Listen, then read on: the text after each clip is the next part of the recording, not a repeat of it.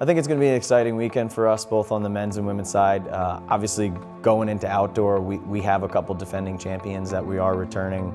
Chris Sanders in the 800 meters, the men's 4x800 meters, and then Morgan Zeckley in the 1500 meters. Obviously, we're looking for all three of those to repeat again. Chris is obviously coming off of, arguably his best outdoor campaign so far since being here. He set the school record 2 weeks ago, ran a great leg for our DMR at Penn Relays, so he's coming in with a lot of confidence, and honestly, he's paying off. A lot of the hard work that he put in the fall is paying off right now.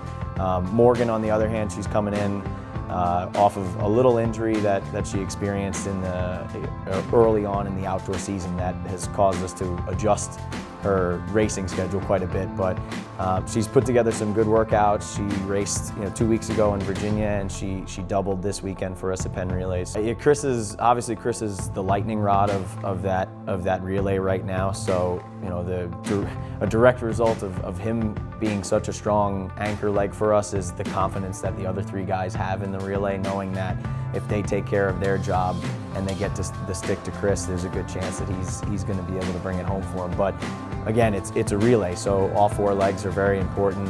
We've had a lot of success this year with some younger guys. Nick Smart and Ben DiVenezia, Ben being a freshman, has really stepped up and progressed very quickly over the last few months from indoor to outdoor. Justin has brought consistency through this year. Obviously, indoors this year, he had a much more consistent season than he had last year, and then he's carried that through this outdoor season.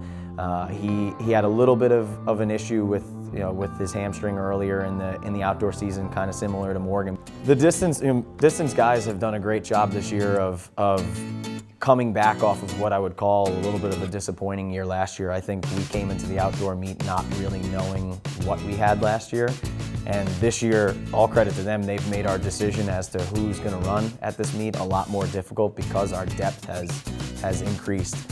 This year we have 6 guys that have run 14:36 or under this year, which we did not have that problem last year, so it's a good problem to have. Zaki has come along a little bit by little bit all year, and we've seen some real glimpses of greatness in him. And 2 weeks ago he was able to put it together, and I would he saved his best for later in the season, because obviously that type of jump at the time put him in the lead in the A-10 and puts him in a position to score some really quality points for us.